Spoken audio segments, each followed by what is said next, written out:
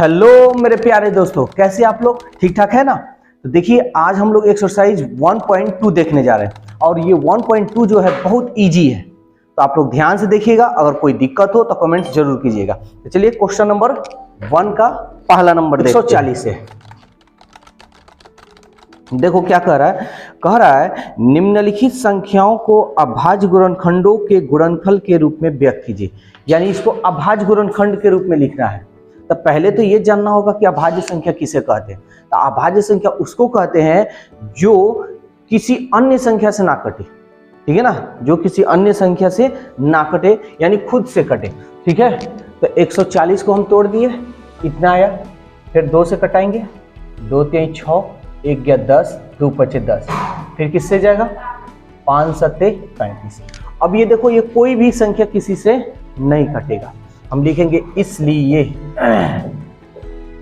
140 का अभाज्य गुणनखंड कितना आया, 2 को 2, 5 गुणे 7। पहले देखो समझो, अचानक क्या लिखोगी, पहले देखा जाता है कितना है। देखो इतना पे भी आंसर दे सकते हैं, ठीक है। कितना 2 आया है, 1 2, तो 2 का पावर 2, 5 है 5 गुणे 7। तो आंसर तुम्हारा दोनों तरीका से सही है। तो 1 का पहला का तो ये था आंसर। तो 1 के आगे जो भी है सो बन जाएगा, ठीक है। बनाना सब, जहां दिक्कत हो फिर पूछ लेना। 2 नंबर देखते हैं। 2 का पहला 26 एंड 91। देखो क्या कह रहा है, 2 पूर्णांकों के निम्नलिखित युग्मों के HCF और LCM ज्ञात कीजिए। पहले HCF और LCM ज्ञात करना है, लेकिन यहाँ पे देखो कोई विधि नहीं कर रहा है, कौन सा विधि बनाए कौन सा विधि नहीं बनाए। तो तुम लोग कोई भी विधि बना सकते हो। तो देखो अभाज्य गुणनखंड विधि द्वारा हम बनाते हैं, इसको आसान होगा। 26 को हम यहाँ तोड़ेंगे, 2 1 2, 2 3 6, अब तो नहीं जाएगा, 2 गुणे 13। 91 को तोड़ेंगे, 7 1 7, 2 गया 21, 7 3 21, 7 गुणे 13। कोई दिक्कत है? HCF निकालेंगे। HCF का मतलब होता है जो मिलेगा वही। तो देखो तो क्या मिल रहा है, 13 13 मिल रहा है, 2 यहाँ है लेकिन इसमें तो नहीं है, छोड़ देंगे, 13 मिल गया, हम लिख देंगे 13। LCM, तो LCM का मतलब क्या होता है ये समझ लो। LCM का मतलब ये होता है कि जो मिलेगा उसको तो लिखना ही लिखना है, और जो नहीं मिलेगा उसको भी क्या करना है, लिखना है। बेसिक मैथ में बहुत अच्छी तरीका से ये बताया है। पहले हम 2 देखेंगे, 2 कहीं है नहीं है, फिर भी इसको हम क्या करेंगे, लिखेंगे। 13 मिल रहा है ना, फिर हम 13 मिल रहा है तो इसको भी लिखेंगे। 7 एक ही बार लिखेंगे, ये 2 बार नहीं लिखेंगे, एक बार मिल रहा है तो एक ही बार। 7 कहीं नहीं है, लेकिन फिर भी इसको क्या करेंगे, लिखेंगे। सजा कर भी लिख सकते हो, ऐसे भी लिख सकते हो। गुना करते 13 दूनी 26, 26 में हम 7 से गुना कर लेते हैं, 7 6 42, 7 दूनी 14, 14 में 4 जोड़ेंगे, 14 4 18, 182। ये मेरा LCM और ये रहा HCF। यहां तक किसी को दिक्कत है तो बोले, बहुत बढ़िया।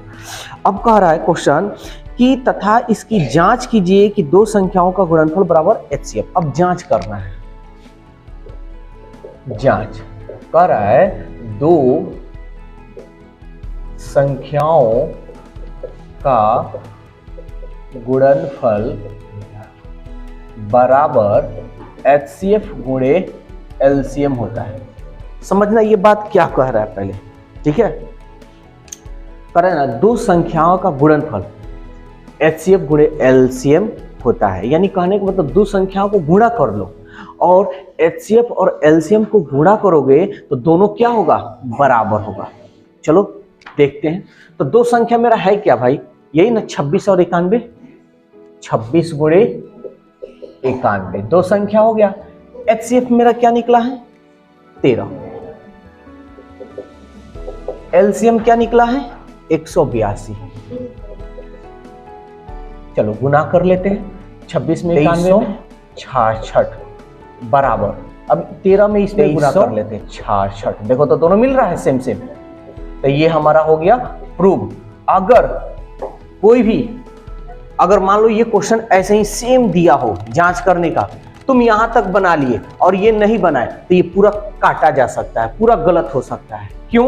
क्योंकि इसमें कह रहा है जांच कीजिए। अगर जांच नहीं करोगे तो तुम्हारे आंसर से मतलब नहीं है, इसमें जांच करने को कह रहा है कि साबित कीजिए कि आप जो बनाए हैं क्या वो सही है या नहीं। तो ये करना जरूरी है। अगर एग्जामिनर तुम्हारा पेपर चेक करता है, तुम लोग केवल यहीं तक बना दिए, एलसीएम एचसीएफ निकाल दिए, तो ये पूरा क्या होगा? गलत हो जाएगा। जो सवाल कहता है वही हम लोग को जवाब देना। क्वेश्चन नंबर 3 का पहला नंबर 12, 15 और 21। ध्यान देना, ये सारा चीज हम बेसिक मैथ में पढ़ा दिए हैं। जिनका बेसिक मैथ बढ़िया है उन लोगों को कोई दिक्कत नहीं है, ठीक है। तो सवाल कह रहा है अभाज्य गुणनखंड, देखो यहाँ विधि कह दे रहा है कि अभाज्य गुणनखंड विधि द्वारा निम्नलिखित पूर्णांकों के एचसीएफ और एलसीएम ज्ञात कीजिए। तो सबसे पहले हम तोड़ेंगे 12 को तोड़ते हैं। 2 छके 12, 2 तिहाई 6, तो 2 गुणे 2 गुणे 3, 15 को तोड़ेंगे। 3 पचे 15, 15 को तोड़ दिया। 3 गुणे 5, 21 को तोड़ेंगे। 3 सत्ते 21। तब मेरे को क्या कह रहा है? एचसीएफ और एलसीएम ज्ञात है। तो पहले हम एचसीएफ निकालेंगे। तो एचसीएफ किसको कहते हैं? जो सब में मिले। चलो देखते हैं क्या मिल रहा है भाई। देखो तो 2 है इसमें है 2, अब यहीं छोड़ देंगे, आगे देखने की कोई जरूरत नहीं है। फिर देखो 3 है ना, 3 है लिख देंगे। अब तक इसमें कोई अंक नहीं है, मेरा एचसीएफ निकल चुका। अब कह रहा है एलसीएम। तो एलसीएम किसको कहते हैं? जो मिलेगा वो और जो नहीं मिलेगा वो भी। चलो देखते हैं। 2 कहीं मिल रहा है, फिर भी इसको लिखेंगे। 2 कहीं मिल रहा है, फिर भी इसको क्या करेंगे? लिखेंगे। 3 कहीं मिल रहा है, हाँ मिल रहा है, 3 3 3, फिर भी इसको क्या करेंगे? लिखेंगे। अब देखो इसमें 5 है, 5 कहीं मिल रहा है, फिर भी इसको क्या करेंगे? लिखेंगे। 7 कहीं मिल रहा है, नहीं ना मिल रहा है, फिर भी इसको क्या करेंगे? लिखेंगे। किसी को कोई दिक्कत? अब इसको गुना करेंगे। 2 दूनी 4, 4 3 12, 12 25 60, और 60 में 7 से करेंगे 7 छक 42। अब देखो इसमें केवल एलसीएम और एचसीएफ ही ज्ञात करने की बात का है, जांच करने की बात नहीं ना कहा है। अब तुम यहां जांच करोगे तो गलत हो जाएगा, ठीक है। जांच नहीं, जो कहे वही करना है। एलसीएम कहा है, एचसीएफ करना है, कहा है निकालने के लिए, निकाल दिया।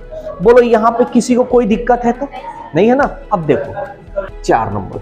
देखो भाई, अगर तुमसे कोई पूछे व्हाट इज योर नेम, तब ये मत बोलना कि मेरा नाम ये है। इंग्लिश में पूछ रहा है ना, तो इंग्लिश में ही जवाब देना है। हिंदी में पूछेगा तो हिंदी में। समझ में आ गया? अब क्वेश्चन देखो, एचसीएफ कितना दिया है? 306,657 बराबर 9। एलसीएम 306,657 का निकालना। ध्यान से समझना, बहुत आसान क्वेश्चन है, लेकिन लिखने का तरीका है ना, फिर हम लोग अलग तरीका से लिखेंगे, ठीक है ना। अभी हम जैसे जवाब कैसे दिए हैं कि इंग्लिश पूछे तो इंग्लिश में, उर्दू पूछे तो उर्दू में, बंगाली पूछे तो बंगाली में। तो समझो, ये तो दे दिया है ना, तो कोई विधि का है ना कुछ का है, लेकिन हम लोग जानते हैं, या इंग्लिश में लिख देते हैं थोड़ा, वी नो दैट, हम लोग जानते हैं कि 2 संख्याओं का गुणनफल बराबर एचसीएफ गुणे एलसीएम होता है ना। अभी जांच भी हम करना सिखाएं। तो 2 संख्या है क्या?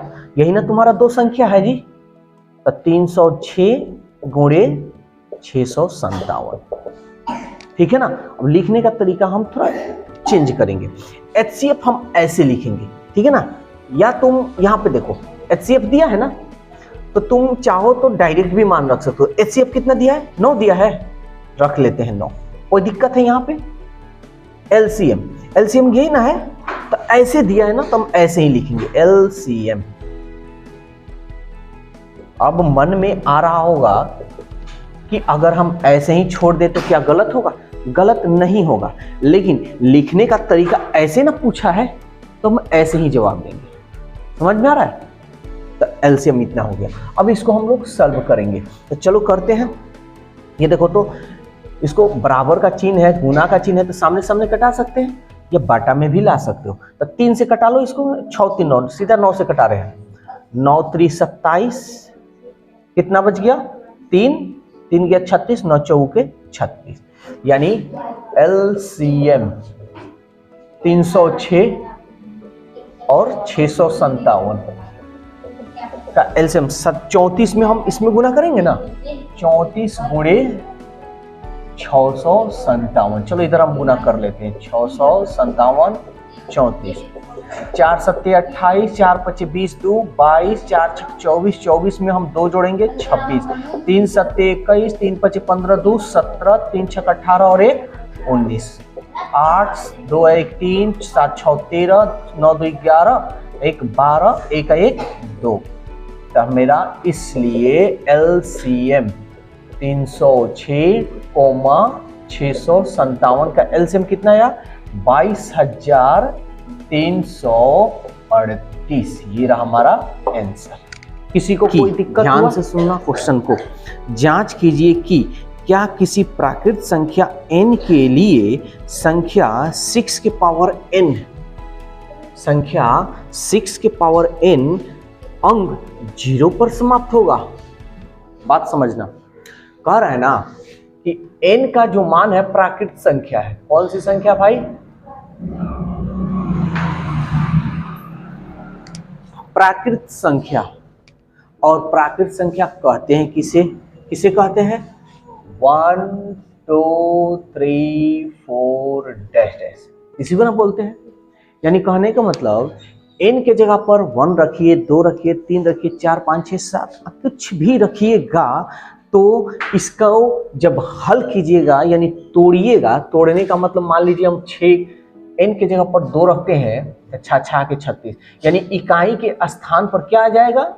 0 आएगा। तो 0 आ रहा है क्या? नहीं ना आ रहा है, 6 आ रहा है। समझ में आ रहा है बात? यानी कुछ भी रखिएगा तो 0 पे ही समाप्त होगा, ये इसका कहने का मतलब है। अब हम समझेंगे 0 कब आएगा और कब नहीं। अगर हम कोई भी संख्या लेते हैं, मान लो कोई भी 60 ले, 10 ले, कुछ भी ले, तो 0 कब आएगा? याद रखना, 0 तभी आएगा जब उसमें 2 और 5 हो। 2 और 5 दोनों क्या हो? होना चाहिए। अगर केवल 2 आएगा, 5 नहीं आएगा, तब वो 0 नहीं आएगा। अगर 5 आएगा लेकिन 2 नहीं होगा, तब वो 0 नहीं आएगा। दोनों होना चाहिए। समझ में आ रहा है? अगर दोनों आएगा तब भी 0 होगा, अन्यथा नहीं होगा। तब ये चीज को हम थोड़ा यहाँ तोड़ेंगे। तो 6 को अगर तोड़ेंगे तो 2 3 6 होगा ना, 2 गुणे 3, यहाँ पे हम लिख देते हैं, थोड़ा इसको थोड़ा मिटा देते हैं, इसका कोई जरूरत नहीं है, तो इसको हम मिटा देते हैं। कहीं भी दिक्कत हो तुरंत बोलना है, ठीक है? 6 के पावर n, 6 को तोड़ेंगे तो 2 गुणे 3 हो जाएगा ना, पावर n, 2 के पावर n, 3 के पावर n। एक बात बताओ, क्या इसमें 5 है क्या? 5 नहीं ना भाई, केवल 2 है। तो केवल 2 रहने से 0 नहीं आएगा। उसमें क्या क्या होना चाहिए? एक 2 और एक 5, दोनों होना चाहिए। 2 और 5 अगर दोनों हो गया तो हम कहेंगे कि हाँ 0 आएगा। नहीं है ना? तो अब कह रहा है क्या 6 के पावर n अंक 0 पर समाप्त हो सकती है? तो नहीं, लिखेंगे नहीं। क्यों? ठीक है ना, हम लिखेंगे 6 के पावर n के अभाज्य गुणनखंड के रूप में 2 के पावर n और 5 के पावर n या m लिख सकते हो। 2 के पावर n या 2 के पावर n और m भी लिख सकते हैं, हम लिख देते हैं ऐसे 2 के पावर n गुणे 5 के पावर n के रूप का नहीं है। समझ में आ रहा है? 2 5 कहाँ है? n तो प्राकृत संख्या है, तो 2 और 5 के रूप में इसमें है ही नहीं, केवल 2 है। अगर केवल 5 भी आ जाता, बात समझ में आ रही है कि नहीं? एक बार और रिपीट करते हैं। अगर केवल इसमें 2 है तो भी 0 नहीं आएगा इकाई के स्थान पर। अगर केवल 5 भी आए तो वो नहीं आएगा। दोनों आना चाहिए, और कुछ भी संख्या हो दोनों आना चाहिए। अगर दोनों आ गया तो हम बोलेंगे कि ये 0 इकाई के स्थान पर 0 आ सकता है। हाँ बोलो। यहाँ नहीं 10 जरूरी नहीं है। यहाँ पे अगर 0 रह जाए, 60 हो 70 हो 80 हाँ हाँ हाँ, इसको तोड़ कर लिखे। हाँ समझ। हाँ वही कह रहा है, यानी 0 तब भी आएगा ना जब इस तरह के रूप में आएगा। मान लो ये 3 रहेगा चलेगा, लेकिन इसमें एगो 5 रहता ना यहाँ पे तो 0 आता। कुछ भी करो नहीं, और कोई एग्जांपल नहीं। मतलब कैसा, यानी इस क्वेश्चन पर नहीं, इस क्वेश्चन पर तो बहुत सारा हो सकता है, इस पे नहीं, इस पे नहीं। ये हमेशा 2 और 5 ही रहेगा। तो समझ में आया? 0 की बात जब भी बोले तो 2 और 5 होना चाहिए। अगर 2 5 गुणनखंड करने पर नहीं आ रहा है तो बोलने कभी भी 0 नहीं होगा इकाई के स्थान। क्लियर? ठीक है, तो इसलिए इस रूप में नहीं है, इसलिए ये इकाई के अंक पर कभी 0 पर समाप्त नहीं होगा। 6 पर अभाज्य गुणनखंड के रूप में 2 के पावर इतना 5 के रूप में नहीं है, इसलिए यहां लिख दो। और थोड़ा, इसलिए 6 के पावर n का क्या कह रहा है भाई, संख्या 6 के पावर n अंक 0 पर समाप्त हो सकती है। 6 के पावर n का 6 के पावर n का अंक 6 के पावर n का अंक 0 पर समाप्त नहीं हो सकती है। समझ में आया या नहीं आया? पूरा अच्छी तरह से आ गया? कोई डाउट तो नहीं है? हाँ हाँ हाँ, यहाँ पे लिख सकते हो, आंसर तुम्हारा सही होगा। लेकिन अभी देखो, जिस तरह कोई जवाब क्वेश्चन जिस तरह करता है उसी तरह जवाब देना उचित होता है। जैसे मान लो तुमसे कोई पूछ दे कि तुम कहाँ रहते हो, ठीक है ना, तो तुम उसको इंग्लिश में जवाब दिए। बात समझो, इंग्लिश में जवाब दिए, पता तो सही है बताए, लेकिन वो तो हिंदी में ना पूछा है, तुम इंग्लिश में जवाब दे रहे हो। तो कहने का मतलब ये जिस तरह सवाल किया उस तरह लिख देना बेटर होता है। नहीं लिखोगे तो चलेगा, लेकिन वो पूछेगा ना भाई कि कैसे नहीं है, ये तो दिखाइए, ये तो समझाइए, इसलिए लिखना थोड़ा जरूरी हो जाता है। बात समझ में आया? 7 गुणे 11 गुणे 13 प्लस 13, और इसमें दे रहा है 7 गुणे 6 गुणे 5 गुणे 4 गुणे 3 गुणे 2 गुणे 1 प्लस 5। साबित करना है भाज्य संख्याएं हैं तो क्यों, यानी कह रहा है कि ये भाज्य है, लेकिन बताइए क्यों। तो इसको सबसे पहले हम मान लेंगे, माना p बराबर इतना मान लेना, q बराबर इतना, ए बी भी मान सकते हो, ए बी एक्स वाई कुछ भी मान सकते हो। तो हम पहले p को सॉल्व करते हैं। ध्यान देना एकदम आसान है, कोई भारी नहीं है। देखो, प्लस के और माइनस के उस पार्ट और इस पार्ट हम लोग देखते हैं, यानी प्लस के अगल बगल में देखेंगे। तो यहाँ देखो 13 इसमें कॉमन है, इसमें भी 13 कॉमन है ना, तो 13 कॉमन है, तो चलो हम लोग 13 कॉमन करते हैं। 13 कॉमन कर लिए, क्या बच गया 7 गुणे 11 गुणे, यहाँ 13 निकल गया तो बच गया 1, यहाँ बच गया 1, ठीक है ना। अब ये बच गया 13, इसको हम गुना करेंगे, 11 सत्ते 77 और 77 एकम 77 प्लस 1। अब यहाँ पे देखेंगे 77 में 1 जोड़ेंगे 78। अब इस 78 को हम चाहे तो तोड़ सकते हैं, तो तोड़ लो 78 को, 2 3 6 2 9 18, 3 एकम 3, 3 3 9, 13 गुणे क्या हो गया, 2 गुणे 3 गुणे 13। इसको थोड़ा सजा लेते हैं, 2 गुणे 3 गुणे 13 गुणे 13 हो गया। फिर आगे हम लोग Q को भी हम तोड़ेंगे ऐसे ही। भारी नहीं ना लग रहा है जी? ठीक। 7 गुणे 6 गुणे 5 गुणे 4, 3 गुणे 2 गुणे 1 प्लस 5। इसमें देखो 5 कॉमन है ना? इसमें भी 5, इसमें भी 5 कॉमन कर लेते हैं। 7 गुणे 6, 5 निकल गया तो बच गया यहाँ 1। 4 गुणे 3 गुणे 2 गुणे 1, यहाँ बच गया 1। 5 गुना करते हैं, 7 छक 42, 42 में ऐसे हम कर लेते हैं, 1 में 2 एकम 2, 2 3 6 और 6 चौके 24, 24 छक्के 24 छक्के, 6 चौके 24, 6 दूनी 12 और 2 14। फिर 7 से करेंगे, 7 चौके 28, 7 चौके 28, 28 2 30, 7 एकम 7 और 7 में 3 जोड़ेंगे 10, यानी 10,008 प्लस 1। 5 यहाँ गुना का चिन्ह है, 8 और 1 9, 0 0 और 1, इतना तो हो गया। अब इसे कटे तो कटाना, नहीं कटे तो छोड़ देना, ऐसे ही हम छोड़ देते हैं, कोई दिक्कत नहीं है। हम यहाँ लिखेंगे, ये किसी से कटेगा भी नहीं वैसे, ठीक है। हम लिखेंगे चूंकि P तथा Q को अभाज्य गुणनखंड के रूप का है, अभाज्य गुणनखंड के रूप में लिख रहे हैं ना। जब आप कोई भी संख्या को अभाज्य गुणनखंड के रूप में लिखोगे तो याद रखना वो संख्या हमेशा भाज्य होता है, ठीक है। तो P तथा Q अभाज्य गुणनखंड के रूप का है, इसलिए P तथा Q भाज्य संख्या है। बात समझ में आया कि नहीं आया?